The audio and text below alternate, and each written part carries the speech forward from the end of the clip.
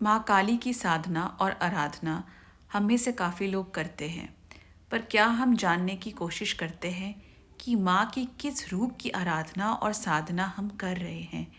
क्या माँ काली एक ही हैं या उनके विभिन्न रूप हैं? और क्या हर बार हमें पता होता है कि माँ के किस रूप की साधना हम कर रहे हैं? माँ काली के अनेक रूप हैं।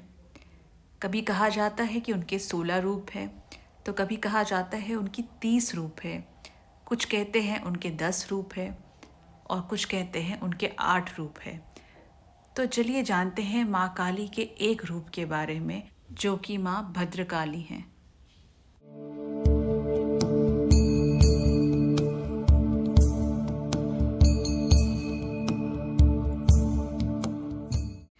जो दक्षिणेश्वर की अधिष्ठात्री देवी हैं, उनका जो रूप है वो माँ भवतारिणी का रूप है, और उनका रूप जो माँ आद्यापीठ की माँ काली है, माँ आद्या काली, उनसे अलग है।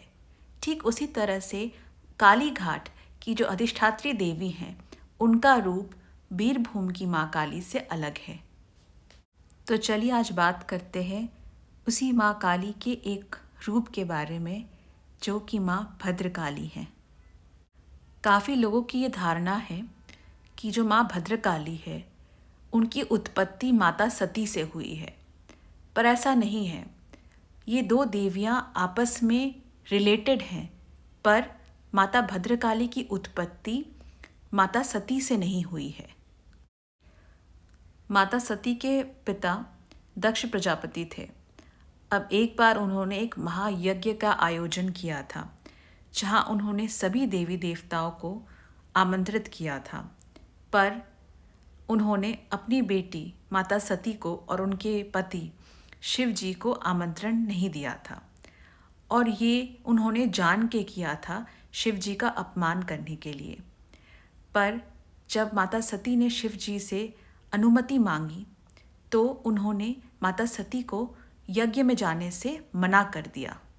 माता सती को जब क्रोध आया तो उन्होंने अपने 10 रूप दिखाए, जो कि 10 महाविद्या हैं, और शिव जी को 10 ओर से 10 दिशाओं से घेर लिया। तो विवश होकर शिव जी ने उनको यज्ञ में जाने की अनुमति तो दे दी, पर वहाँ पहुँच के माता सती का बहुत तिरस्कार हुआ। दक्ष प्रजापति ने केवल माता सती का तिरस्कार ही नहीं, बल्कि शिव जी का भी बहुत तिरस्कार किया। तो माता सती ये सहन ना कर पाई और उन्होंने अपने प्राण त्याग दिए। अगर शिव महायोगी हैं तो उनकी पत्नी, उनकी अर्धांगिनी माता सती भी महायोगिनी थी। तो उन्होंने अपने शरीर का त्याग यज्ञ की अग्नि में नहीं किया था, बल्कि योगिक क्रिया से उन्होंने अग्नि का निर्माण अपने शरीर में किया था, जिससे उन्होंने अपने प्राण त्याग दिए थे। जब शिव जी को इस बात का ज्ञान हुआ तो वो अत्यंत क्रोधित हो गए और उन्होंने अपने जटा का एक टुकड़ा पत्थर पर दे मारा, जिससे उत्पत्ति हुई उनके एक बहुत रौद्र रूप की, जो कि वीरभद्र थे, और उनके साथ उत्पत्ति हुई माता भद्रकाली की। तो वीरभद्र और माता भद्रकाली का आगमन हुआ दक्ष प्रजापति के यज्ञ की तरफ, और वहाँ जाके उनका सामना हुआ नारायणी सेना से, क्योंकि दक्ष प्रजापति विष्णु जी के बहुत बड़े भक्त थे। और कुछ ही क्षण में माता भद्रकाली ने दक्ष के पूरे यज्ञ को तहस नहस कर दिया। यहाँ पे एक महत्वपूर्ण बात यह है कि जब माता भद्रकाली की उत्पत्ति हुई और उनका महल की तरफ आगमन हुआ, तो वो अकेली नहीं थी, उनके साथ भयानक शक्तियाँ चल रही थी, जैसे डाकिनी, शाकिनी और कई तरह की भयानक शक्तियाँ। तो शिव पुराण में कहा गया है कि जब माता भद्रकाली की उत्पत्ति हुई तो उनकी उत्पत्ति के साथ कई प्रकार की भयानक बीमारियां और ज्वर भी उत्पन्न हुए। तो दक्ष प्रजापति के यज्ञ का नाश करके माता भद्रकाली अपने लोक चली गई। तो इससे हमें इस बात का पता चलता है कि माता सती और माता भद्रकाली दोनों रिलेटेड हैं, पर माता भद्रकाली की उत्पत्ति माता सती से नहीं हुई है। तो अब तक आपको पता चल गया होगा कि माता भद्रकाली की उत्पत्ति कैसे हुई थी और क्यों हुई थी। तो अब तक आपको ये भी पता चल गया होगा कि जो माता का स्वभाव है, जो माता भद्रकाली का स्वभाव है, वो अत्यंत रौद्र, उग्र और भीषण है। और उनका रूप भीषण और तीक्ष्ण क्यों ना हो, क्योंकि उनकी उत्पत्ति हुई थी रण के लिए, उनकी उत्पत्ति हुई थी एक यज्ञ का सर्वनाश करने के लिए।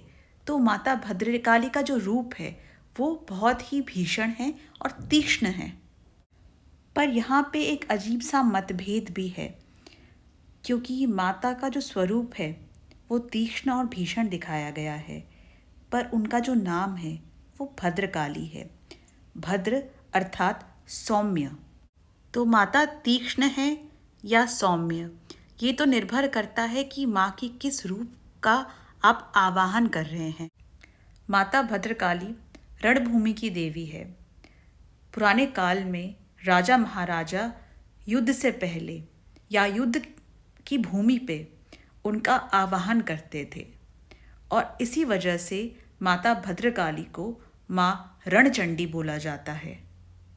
तो मैं आपको ये भी बता दूं कि महाभारत के युद्ध से पहले अर्जुन ने माता भद्रकाली की आराधना और साधना की थी, और माता से ये भी कहा था कि अगर वो युद्ध में विजयी होंगे तो वो अश्व चढ़ाएंगे। अब आप में से बहुत लोग ये जानना चाहेंगे कि क्या माता भद्रकाली सात्विक भोग से प्रसन्न होती हैं या तामसिक भोग से, और क्या वो एक सात्विक देवी है या एक तामसिक शक्ति है। तो इसका उत्तर ये है कि अगर इनकी आराधना और साधना कोई गृहस्थ कर रहा है तो वो सात्विक भोग ही दे, क्योंकि माता भद्रकाली का एक सौम्य रूप भी है। वो दक्षिण भारत में काफ़ी घरों की कुल देवी भी हैं। तो ये उस पर निर्भर करता है कि आप किस भाव से और माँ के किस रूप का आवाहन कर रहे हैं। तो माता भद्रकाली को तामसिक भोग तभी चढ़ता है जब उनका आवाहन रणचंडी के रूप में किया जाता है, और जो गृहस्थ हैं वो उनकी तामसिक साधना ना करे और उनको सात्विक रूप में ही पूजें। तो आज का वीडियो था माँ भद्रकाली पे, और अगर आपको ये वीडियो अच्छा लगा तो इसको लाइक ज़रूर करें और इस चैनल को सब्सक्राइब करें। धन्यवाद।